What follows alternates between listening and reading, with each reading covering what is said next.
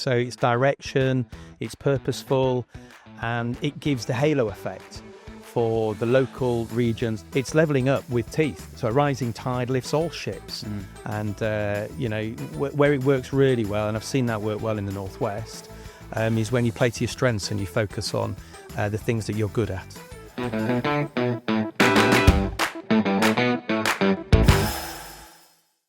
Welcome to another episode of The Insight M15, the flagship podcast from KPMG that cuts to the chase on the big issues facing business leaders today. I'm Stuart Burt, and today we're going to be talking about the modern industrial strategy and regional growth. And I'm delighted to be joined by Stott, head of KPMG's Manchester office. Welcome, Chris, to the podcast. Thank you. Delighted to be here. As ever, we've only got 15 minutes, so we're going to cut to the chase. So for those listeners who haven't read all 150 or so pages of the modern industrial strategy, that is the UK government's 10-year plan for economic growth, and it's prioritised 8 key sectors that it's really going to push ahead in the next few years. From a business perspective, and you speak to a lot of businesses every day, what do they make of industrial strategy? Why is it important to them? Oh, it's fantastic. So it's direction, it's purposeful, and it gives the halo effect for the local regions. So I'm based in the Northwest in Greater Manchester, and they've developed their own industrial strategy for the next 10 years. And it's giving them permission to basically put the plan together. And this time it's got teeth, because they now have an integrated settlement. So some of the money that they'd have to ask Whitehall for is now being deployed locally. So they get the permission to go, build a plan, and some money to make it happen. I guess at the heart of industrial strategy, the whole aim is to strengthen economic growth, which is a great and noble aim, but actually from a business perspective, that's quite an abstract ambition. What does economic growth feel like on the ground if you're a business? It's confidence. It's the confidence that the plans that you are setting out for the business, there's going to be support for those plans. There's going to be funding for it. The government and the public sector and those bodies that help with planning permission and finding new opportunities, they're motivated to help you do that. But it's also opportunity as well for the employees, for colleagues to have a fulfilling career, and that economic growth is good for everybody. So a rising tide lifts all ships. And where it works really well, and I've seen that work well in the Northwest, is when you play to your strengths and you focus on the things that you're good at. Yeah, and we'll come on to the clusters approach that the government has decided to take. But I guess you are a regional business leader. You have talked about the importance of growth in the Northwest, but we have been here before. We had the Northern Powerhouse. Yeah. We've had a lot of talk around levelling up. Is this, in the modern industrial strategy, is this levelling up living on in spirit, albeit with a different term? It's more than that. There's a real excitement right across the regions that with the devolution agenda, with the integrated settlement, the industrial strategy, there's the ability now to really grab your future and put a plan together and come together and collaborate on making that happen. So it's levelling up with teeth. There's money as well available for it. So my worry with this is it's fluid now. So you can get involved with this now as a business owner in a business in the regional area, but in a few years' time, I think it won't be as fluid. Lots of things will have settled. So I think the opportunity is the next couple of years to participate and get involved. And do you see businesses in the region seeing those opportunities? Because it's not just industrial strategy. As you say, we've had a whole range of announcements from the government over the past couple of months. We've had a small business strategy, we've had a trade strategy, we've had a 10-year infrastructure strategy as well. Are those opportunities getting noticed by regional businesses? Absolutely. So I can only really talk to you for the Northwest. We've seen 40% growth in the economy in the Northwest over the last 15 years, and 6,000 new businesses move to the Manchester region because they know that region is getting the two things right. So if I may, but nice to sort of expand on what they're trying to achieve with the strategy in the Northwest. Yeah. So it's a 10-year strategy. It's £10 billion of investment, £1 billion every year. And there's sort of two real elements to it. Yes, there's a huge amount around growth, Before you get to growth, there's a lot around getting the basics right. So 5 fundamentals of shelter, safety, support. So you've got a house, you feel safe on the street, and there's a healthcare system that supports you. Then mobility. So bringing all of that integrated bus, tram, rail, cycle network together. It's not quite as good as London, but it's getting close. There'll be a tap in, tap out, and it's all painted yellow, so it's pretty obvious what it is. So that mobility, so people can get to where they need to be. And then the final element is opportunity. People need to know that they can, further their career, and there's opportunity for them in the region. They don't have to go overseas or to London or elsewhere to further their career.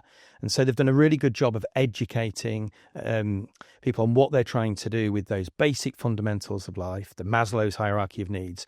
And then once you've got a place to sleep and you're safe, you can then get on with your education and your training and building a business. So they've done that really well. From Manchester's perspective, there's a lot of positive stories, but what would you say is the region's USP?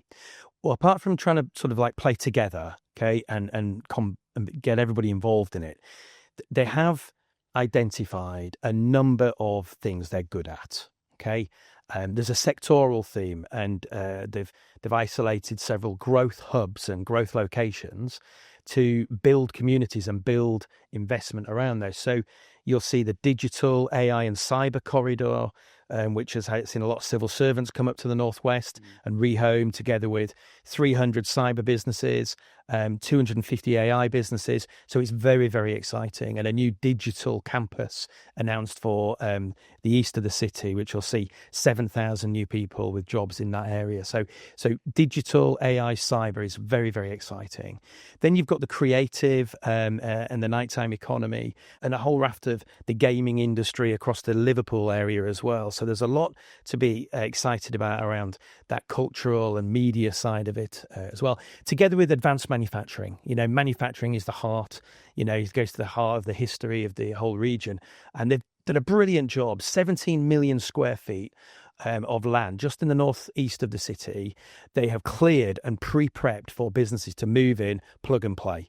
Absolutely. They call it Atom Valley. It's where the atom was first split, but it's a really interesting sort of theme. Then healthcare as well. The university, 4 great universities, 120,000 students, done a great job of harnessing spin-off opportunities in life sciences and healthcare.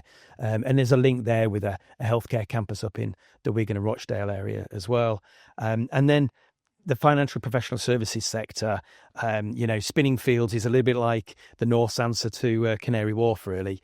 And what they've done with the strategy is they've invited business to come and help bespoke, tailor the execution of this plan. How do we go about doing it? So there's, they've played to their strengths, really. Yeah.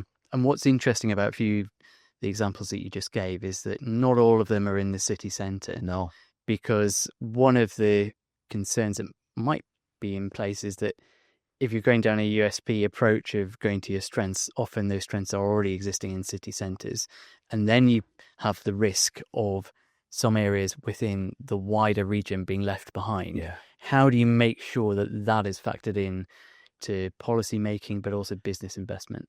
Yeah, and it's it's really encouraging to hear the way they talk about the Northern Arc, for example, the linkage between Liverpool right across the Pennine. So, Steve Rotherham and his team over in Liverpool, and the rail link into Manchester, and then beyond into Tracy Brabin and the Leeds community in Sheffield. And what we're trying to do there is basically make sure that rail link and the connectivity and the digital nature of all of that really comes together. So it's joined up, it's HS3 by another name, basically.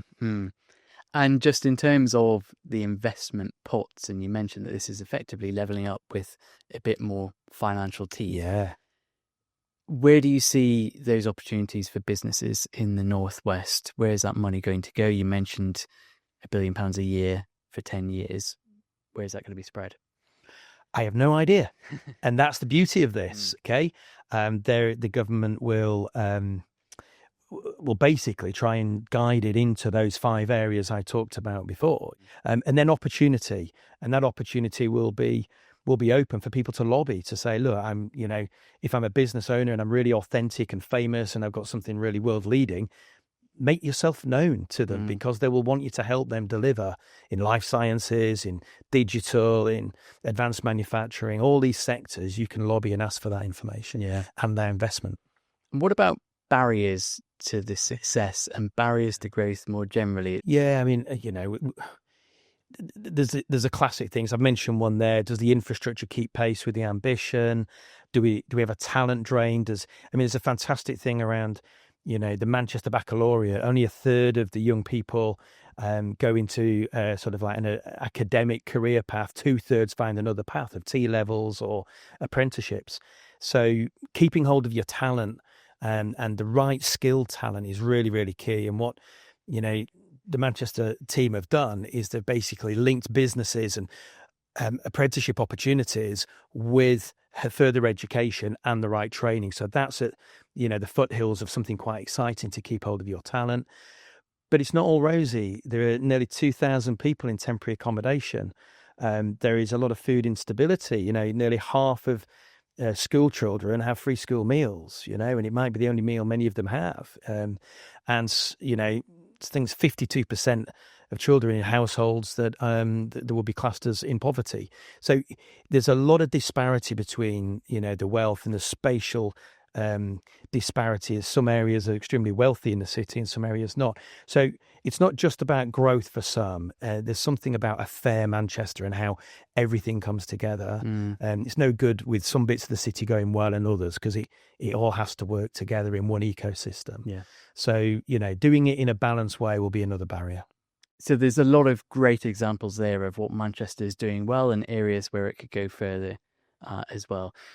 Now, if I'm a business leader in Newcastle, Leeds, Bristol, how do I get involved in shaping the regional strategy in those areas?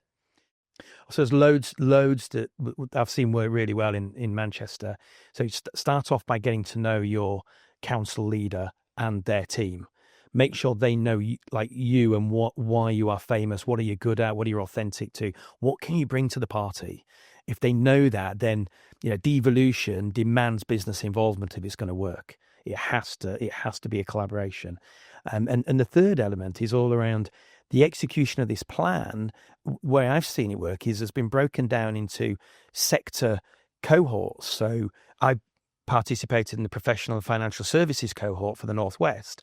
And, you get to help curate how this will get delivered. So make sure you turn up and get involved, have your voice heard in those rooms. So those are the three things, really. Just be interested, lean in, and who knows where it will go. Of course, there is a bit of an element of there being pots of money available and bits of co-investment, whether from the public sector or actually attracting inward investment from elsewhere. What's your advice to business leaders? How do you make sure that you're match fit and ready to attract that investment? I think you've not got to hide under a bushel. You be quite vocal about what you're trying to achieve and how you're trying to achieve it. Get familiar with those pots of money that are available. There's a lot around the growth company and the foreign direct investment teams that sit in here and attracting the right overseas interest in these local areas. And I just think if you're able to share a little bit on the plan that you've got as a business and what your USP is and why you're going to be a good employer, why you're going to be additive to the local economy. Great. Lots of really good advice for business there. I'm going to end on our usual question, though, which is if you had one message for business leaders listening today in terms of how they approach regional growth, what would it be? The time is now. I've never seen as much excitement about collaboration between public, private, third sector as I'm seeing in the region that I'm operating in as it is now. So lean in. The time is now. Good stuff. Great way to end. We are now out of time, so just time to say thank you, Chris, for joining the podcast. As ever, if you like the podcast, please do like and subscribe on all the major platforms, and we'll see you again for the Insight in 15.